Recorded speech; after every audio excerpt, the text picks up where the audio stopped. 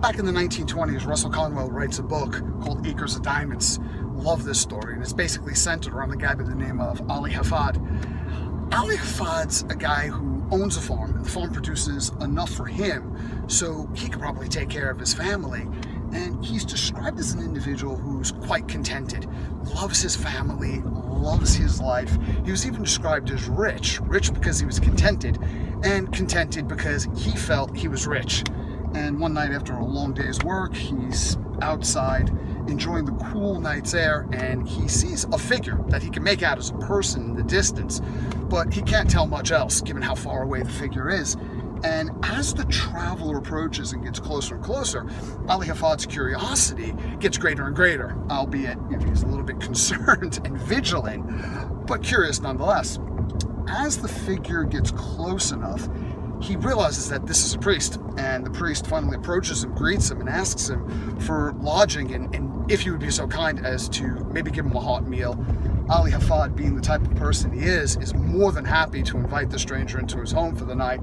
And after dinner, they're hanging out by the fire, enjoying a drink. I would imagine a nice glass of wine, but who knows, doesn't say.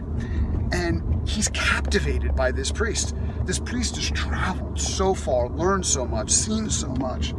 And the conversation evolves into how the world was formed. And the priest is talking about the formation of the world, and after the world was formed, how all of the elements cooled at different speeds. And this gave rise to all the different elements on the earth.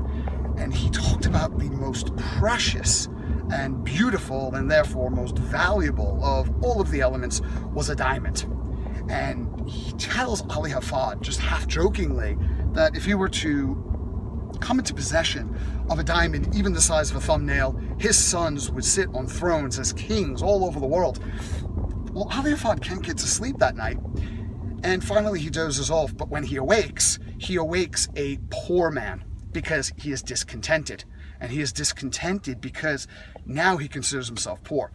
See, he falls into this very dangerous place that I think a lot of our minds have gone to at one point or another, where there's this incredible distance now between where he is and where he wants to be, between what he has and what he believes he could have.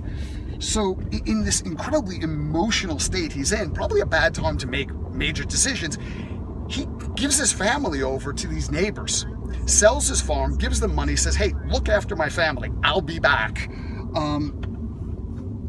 Probably not in the way Arnold said it, but anyway, he takes whatever money's left for his journey, and he ventures out looking for this landscape that this priest described as being where you would most likely come into contact with a diamond. And how the story ends, just fast forwarding many, many, many years later.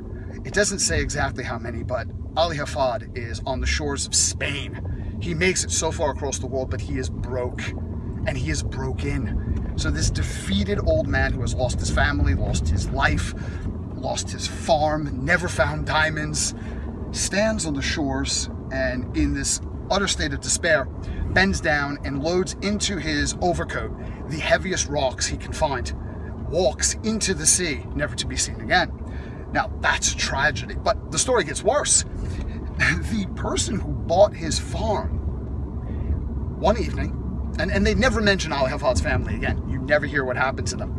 And one evening, this guy who bought the farm, he's outside enjoying the cool air, and then just as the story starts, he sees a figure in the distance.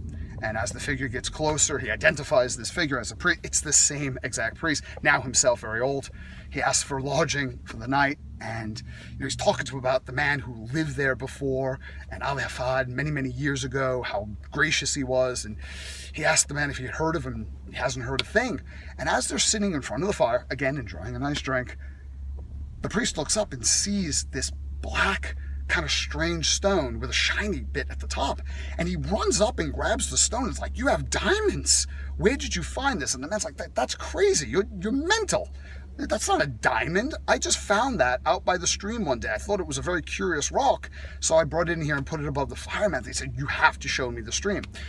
Well, it turns out that the farm that Ali Hafad had sold in search of his fortune was the diamond mine of Golconda, one of the greatest diamond mines ever discovered in all of human history. And the moral of the story is, of course, Some of the greatest opportunities you have are right under your feet. And I think as fitness professionals, the key is to always be searching for information, for its accumulation and assimilation, so that we have value to give, but recognizing the greatest value we have, the greatest opportunity we have, is right under our feet where we are at the moment.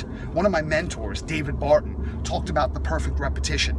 Now, by perfect rep, he didn't mean the perfect execution biomechanically, neurophysiologically of a single repetition. I don't even know if that's possible, quite to be fair. He was talking about focusing on adding so much value in the session, being so present with a client, that you were micro-focused on a single repetition. And if you were able to elevate the level of experience and the result, the value that you can offer and focus on a single repetition, that repetition would turn into an amazing set. And that amazing set would compound into a great session. And if you could create a series of highly valuable, deeply meaningful sessions, the chances of that person re-signing with you are much greater than any technique you could practice, any closing technique that you could utilize. And they'd probably send you referrals.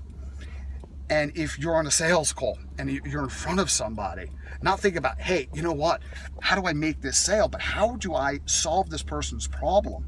And how do I create the most amount of value I'm capable of yielding at this particular junction, at this point? Because a series of points compounds into a highly compelling proposition. When you're out on the floor, a lot of people trip themselves up. Oh, I got to build my business off the floor, and that creates anxiety. And when you approach somebody with anxiety and conspicuous self-concern, it generates anxiety not only for you but for them. But how do I go on the floor and have fun, connect with people, do what I did, why I got into the industry? How do I take whatever they're doing and make it better, more enjoyable, more effective, and just disseminate as much high valuable information as possible, and then offer them a decision on what to do with it? You'll see that over 30 days, 60, 90 days at most, you'll have built a book of business for yourself.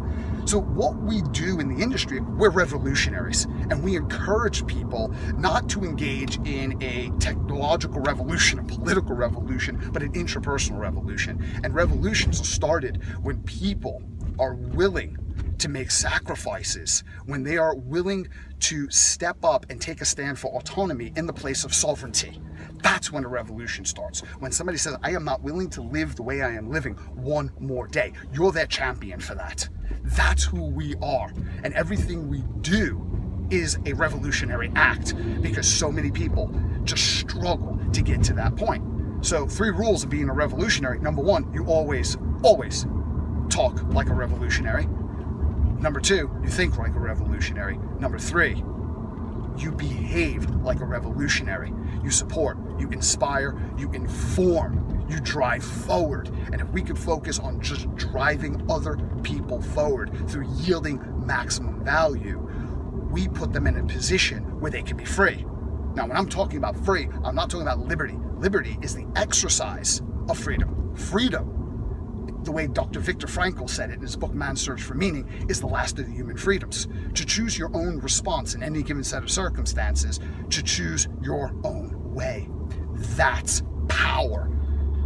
So it doesn't matter where you are right now, the most amount of opportunity you have is what's going on right in front of you, right at your feet.